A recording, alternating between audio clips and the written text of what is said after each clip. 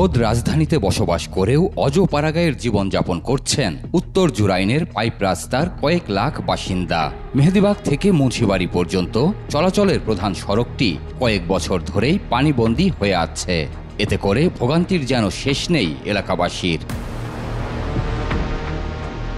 Drainage ব্যবস্থা সংস্কার না করায় সুয়ারেজের পানিতে ভেসে থাকে রাস্তা।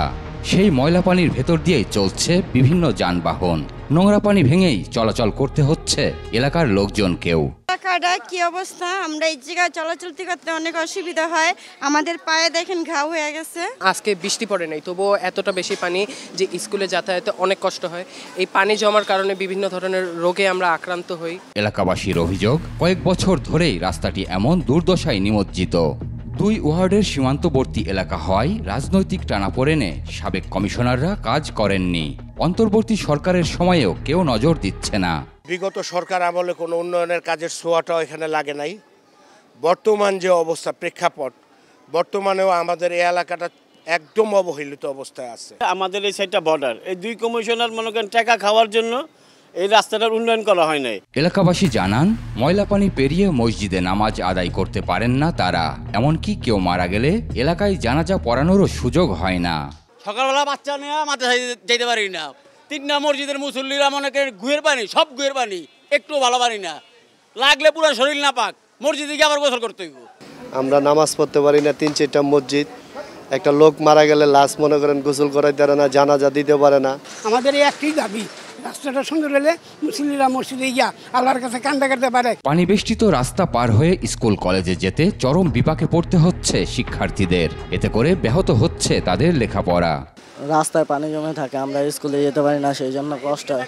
সাধারণ রাস্তা দিয়ে যাইলে পা ভিজে যাইতে আইতে সেটা ফুলান বড় মাইয়া এলে যাওয়া যায়, রাস্তা চলা যায় রাস্তা। এখন তো কম পানি, এতখানি পানি হয়ে যায়, আমরা যেতে পারি না। অনেকই কষ্ট সবার জন্য, যারা পোলাপানি স্কুলে কলেজে যায় আরো বেশি কষ্ট, অনেক কষ্ট হয়, মানে চিপাচাপি দিয়ে যাইতে হয়। চলাচলের অনুপযোগী রাস্তার কারণে দোকানপাটের ব্যবসাও ক্ষতির মুখে পড়েছে।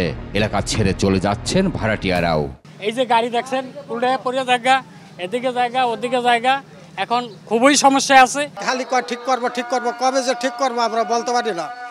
এই রোড ঠিক করবো না করবো আমরা মনে হয় দেখতেও যাইতে পারবো না। স্থানীয়রা জানান, সাবেক সরকারের সময় থেকে শুরু করে বর্তমান পর্যন্ত কয়েকবার সিটি কর্পোরেশনে অভিযোগ দেওয়া হয়েছে। এলাকায় মানববন্ধনও করেছেন তারা, কিন্তু কাজের কাজ কিছুই হয়নি। এতবার আমরা বলতে বলতে নগর ভবন যাইতে যাইতে জোতা খয়ে গেছে গা। এই করতাছি, টেন্ডার হইতাছে, এটা সেটা নানান বিদিকের ভিতরে আছি, কিন্তু আমরা সাধারণ জনগণ নিরহ, আমরা এইখান থেকে পলাইতেছি। সোজা কথা আর ব্যবসা বাণিজ্য নেই। নগর ভবনে বহুবার গেছি, সিটি কর্পোরেশনের আপনার মেয়র পর্যন্ত এখানে আনানো হয়েছিল, কিন্তু আমাদের এই দুর্ভোগ সারে নাই। আমাদের বাড়িগুলি ভাড়াটিয়ারা চলে যেতেছে। বারবার প্রত্যাখ্যাত হয়ে এখন এই ভোগান্তিকেই নিয়তি বলে মনে করছেন এলাকাবাসী। তারপরও দুর্ভোগ নিরসনে সিটি কর্পোরেশনকে উদ্যোগ নেয়ার দাবি জানান তারা। এটি কোনো নদী বা খালের চিত্র নয়, এটি উত্তর জুরাইনের পাইপ রাস্তার দৃশ্য। বছরের পর বছর পানি জমে থাকায় এলাকাবাসীর চলাচলের প্রধান সড়কটি পরিণত হয়েছে নর্দমায়। বারবার সিটি কর্পোরেশনে অভিযোগ জানালেও রেহাই মিলছে না তাদের এই দুর্ভোগ থেকে। প্রিয় দর্শক, আপনাদের দুর্ভোগ দুর্দশার চিত্র তুলে ধরতে চাই 21 টেলিভিশন। আপনাদের যে কোনো ভোগান্তির তথ্য জানাতে ফোন করুন এই নম্বরে। তথ্য পাঠাতে পারেন হোয়াটসঅ্যাপ এবং ইমেইলেও। সঙ্গে থাকব আমি সঞ্জয় অধিকারী আর 21 টিম। সবসময় আপনাদের পাশে আছে 21 টেলিভিশন।